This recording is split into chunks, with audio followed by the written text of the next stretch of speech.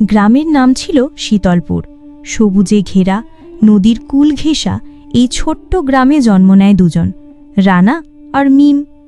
একই পাড়ায় বড় হওয়া, একই স্কুলে যাওয়া, এমনকি একই বেঞ্চে বসে পড়াশুনো, সব কিছুতেই ছিল এক অদ্ভুত বন্ধন।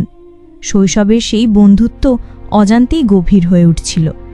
রানার চোখে মিম ছিল তার পুরো জগৎ। মিমের হাসি, মনের সরলতা আর চঞ্চলতা রানার হৃদয়ে অন্যরকম কাঁপন জাগাত। কিন্তু সে কখনোই মুখ ফুটে কিছু বলতো না, কারণ ভয় পেত বন্ধুত্ব হারিয়ে ফেলবে। মিমও চুপচাপ থাকত। তার চোখে রানা ছিল আশ্রয়, ছিল নির্ভরতা। কিন্তু মেয়েদের তো আগে বলা মানায় না, এই ভেবে সেও থেমে থাকত। বয়স যখন যৌবনের দুয়ারে, তখন তারা বুঝতে পারে এটা শুধু বন্ধুত্ব নয়, এর মধ্যে লুকিয়ে আছে নিঃশব্দ ভালোবাসা। কিন্তু সমাজ, ভয় আর সংকোচ সব কিছু মিলে কেউ কাউকে কিছুই বলতে পারেনি।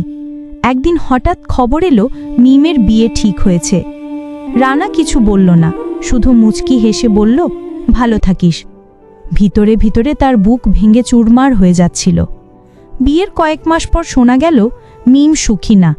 যাকে সে বিয়ে করেছে সে ভালোবাসা বোঝে না, সম্পর্কের মর্যাদা দেয় না। একদিন গোপনে মিম রানাকে ফোন করে বলল, তুই তো ছিলি, কিন্তু আমি চিনতে পারিনি, বলতে পারিনি। রানা ফোন কানে ধরে অনেকক্ষণ চুপ করে রইল।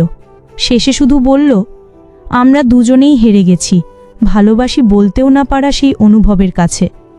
এরপর প্রতিদিন রানা নদীর ধারে বসে থাকে, যেখান থেকে দুজনের শৈশব শুরু হয়েছিল।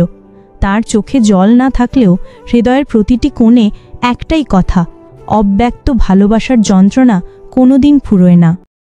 অসংখ্য ধন্যবাদ জানাচ্ছি গল্পটি শোনার জন্য। পরবর্তী গল্প পাওয়ার জন্য চ্যানেলটিকে সাবস্ক্রাইব করে রাখুন। ধন্যবাদ।